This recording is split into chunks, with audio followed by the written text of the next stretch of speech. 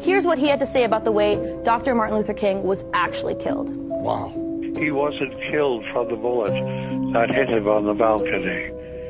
He was taken to the St. Joseph's Hospital, and he was killed in the emergency room of St. Joseph's Hospital by the chief of neurosurgery, Dr. Breed Bland, who came in when they were all working on him in the emergency room, and he said, "Get out of here, let that die." And as they moved out of the room, the last one out was a surgical nurse, Lula Mae Shelby, and when she heard them gathering up spit in their lungs to spit on Martin's body lying on a bed there, then she saw Dr. Bland take the catheters out of Martin's body and take the pillow from under his head and put it over his face and suffocate him. And that's how Martin King died. That's how he was really assassinated. Now, he might have died anyway from the bullet wounds, but he didn't. He was still alive and still breathing. The chief neurosurgeon, he intervened and he made sure that death would result. Wow. Right? My jaw was on the floor. Now, Dr. Pepper knows this because the son of the nurse, Lula Mae Shelby, who died, but before she died told her family, the son of this nurse told Dr. Pepper under oath. And when Dr. Pepper confronted a member of the Dixie Mafia, he said, yes, this happened, and actually that the chief of surgery was their family doctor, and that 3 weeks before the assassination, he visited them and said, hey, if the bullet doesn't kill him, make sure he goes to St. Joseph's, because we will make sure that he dies. Now, let's talk about this case, okay? This was the civil suit in 1999 where Pepper represented the King family, and that really made the family feel like they had closure, and like I said, it was the only trial ever held. The Memphis jury in this case decided that local, state, and federal governments were liable for King's death, and that this was a real conspiracy, a conspiracy between the U.S. military, the Memphis PD, and Dixie Mafia, these crime figures in Memphis, Tennessee. This is just for the audience. Right. This is a civil case that was brought, much like the O.J. case. Right, where they couldn't find him guilty here, but finally when a civil jury heard it, they came out with a contrast. It was the only trial, yes, and there was 30 days of trial, and over 70 witnesses were heard. And Dr. Pepper told me earlier today that it took the jury less than an hour to decide after these 30 days that this was a true conspiracy. Correct. Where others may have been involved. Correct. Other than the person who was accused. And that James Earl Ray was the fall man, and that he was unwittingly, unknowingly part of this conspiracy. And the real shooter, I gotta say this, even though we can't get to the whole story, was Frank Strouser. He was a Memphis police officer, the best shot in the Memphis PD, and he was the one who actually fired the fatal shot. Michael Jackson is still alive. Michael Jackson has always struggled with living a normal life. Due to his fame, and always openly admitted he felt very alone. So when he passed away, many people started speculating if he faked his own death. Well, after Michael Jackson's passing, a man named Dave shows up and claims that him and Michael Jackson were very close friends. However, people are saying that he is in fact Michael Jackson, with a reconstructed face, and the clip I'm about to show you is why. It's all over this, the girl is mine, and you know, this and that. And I remember sitting down, and at the time, my favorite video game was pole position.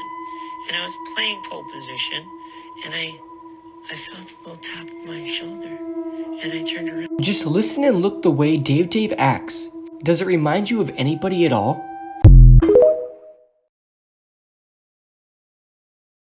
I was gonna make this video anyways, but since you asked, I will deliver. I was a Titanic kid, meaning that I literally knew every single fact about the Titanic. Like, my ass would sit and watch documentaries for hours and hours and hours. But when I heard this theory, everything like it made sense. I'm gonna talk fast, just try and keep up if you can. Basically, White Star Line, super important ship company, they built 3 super notable ships. We have the Titanic, the Olympic, and the Britannic. The Britannic was the first to go. It was a warship, and people say it was struck by like a landmine in the water, but no, it wasn't. It was struck by a torpedo by a German U-boat, and it sank. As you can see, she resembles the Titanic, just like different colors. And yeah, you can like see where it was hit. And then we have the Olympic and the Titanic. They look identical. The Olympic was on the water for a while. Like, she was reaching retirement, and they knew that, and they were like, well, it was a lot of money to make the Titanic. It was a lot of money to make the Titanic, and it's going to be even more money to repair the Olympic. So what if we just sent the Olympic out instead, sank that hoe, claimed some insurance money, and then just scrapped the Titanic like it was the Olympic for some spare parts? Nobody knows what the interior of the Titanic looked like except for the people who built it. So, like, it would have been easy. Like, it would have been easy to flip it, you know, because the interiors were different, but, like, who would have known? No one would have known. Also, so many important people were supposed to get on the Titanic, but they canceled their tickets mysteriously right before they got on, right before it set off to sea. Important people was JP Morgan. Yeah, like the banker dude. Yeah. And he was like, I'm not gonna get on. Just don't feel like it. Girl, why? And another person was Milton Hershey himself. Like Hershey's Kisses, mwah. Like, yeah, he was supposed to get on the boat, and then he was like, no thanks. Were they told not to? Because they knew it was gonna fucking sink? Anyways, the icing on the goddamn cake was that the Titanic was built, notably, the way you could tell the difference between the two of them was that the Titanic had 14 portholes on the side of it. Cute. And the Olympic had 16. Well, magically, by the grace of God, by the grace of Jesus, the Titanic had 16 portholes on the side of it the day that it left. Did they just tack 2 more on for funsies, for shits and gigs? Just bye. No, they did not. Also, there were 2 ships on the water that night that were around the Titanic when it sunk. There was the RMS Californian, and then there was the Carpathia. The Californian was only an hour away. Like, it would have taken them an hour to get to where the Titanic was to rescue every single person on that ship before it sank. But it didn't go. We don't know where she went, but it was not the Titanic. The Carpathia did. The Carpathia was multiple hours away, and by the time that it got there, the ship would have been gone. The ship would have already sank. Convenient. Also, every single time that they advertised the Titanic, they used the Olympics pictures. They took pictures of the inside of the Olympic and used it as advertising. These little windows are the Olympic. These are the Titanic. I'm not wrong. Yeah, so we looked up a picture of Dolly Parton when she was younger, and tell me she doesn't look like an exact mix of Paris Hilton and Miley Cyrus. I mean, those are definitely Miley's teeth. To me, it really just looks so much like Paris Hilton to me, but then people are also saying she looks exactly like Miley. And she's Miley's godmother, but they're not related. Here's a picture of Miley. They do look similar. This is Miley when she was younger. And you guys see Miley's teeth are different. So this is Miley's teeth when she was younger. This is Miley's teeth after she got them done last time. And this is her teeth now. They're not the same. And everybody's like, oh, she got veneers. You guys can keep believing all the lies that she was on coke, she got veneers, she got some cheek surgery. She looks like an exact replica clone of her mother. Exactly. And here's Dolly again, next to Paris. And look at Paris's skin. It doesn't even look like human skin.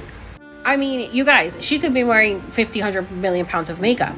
But you guys, her hair, that looks like a wig. Anyways, the point is, they've been cloned. They've all been cloned. And I'm thinking, did they both get cloned after Dolly? Like, you know, the facial structure, they built them to look like Dolly? I don't know, but it looks like they have this computer program or whatever where they can like build a bitch, okay? And it just looks like Paris and Miley look very similar to Dolly when she was young. Who's to say that both of them weren't created after Dolly? Just like Britney was created after Marilyn Monroe. It's like the same blueprint. I also want to say that I watched this deep dive documentary from Deep Dive on YouTube on Miley Cyrus and the dark side of Hannah Montana. And I highly, highly recommend you guys go watch it. There are 2 parts. Actually, go watch everything on this channel because it is amazing. And they do also have Britney content on there that is 7 parts. But in it clearly points out the fact that Billy Ray Cyrus was trying to be famous. They were not playing him on radio stations. And somehow he was very close to Dolly Parton. Talented and you're kind of new on the scene. There's a lot of stuff that goes on, like with, we won't mention names, but a lot of guys say this and that. But I have to honestly say to the folks out there, this is one of the nicest, sweetest people that you would ever want to meet, and I think all that stuff's just jealousy.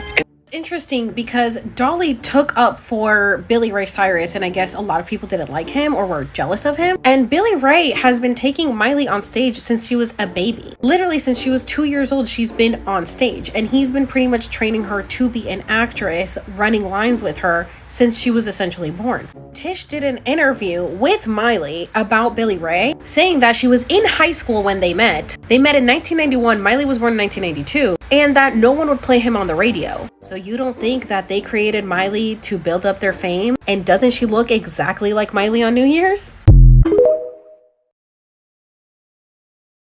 There's an insane theory about Scooby-Doo. What is it? So I saw an article by CBR, and there's a theory that the entire Mystery Incorporated gang isn't just trying to solve mysteries, they're actually trying to escape the government. What do you mean by escape the government? So in the first ever released Scooby-Doo episode, it was actually released in 1969, and 1969 is actually the time of the Vietnam War, and this is when they were drafting people to fight in the war. And when you look at the entire Scooby-Doo gang, they never settle down in one spot, they're always on the move. But the reason they never stop moving is so that Shaggy and Fred don't actually get drafted to fight in the war. I guess that's one way to avoid it. Go find some monsters. Yeah, and when you think about it, a lot of people think that Shaggy's a hippie, and in 1969, there was actually a really big hippie movement. So the theory goes that Shaggy is just on the run with his dog Scooby, and Fred and Daphne joined him because Fred was actually drafted, but he's on the run. And the theory states that Velma is actually a protester, because in 1969, there was actually a lot of protesters during the war. So she wanted to travel with them to protest around the country. It is amazing though how this theory like lines up historically.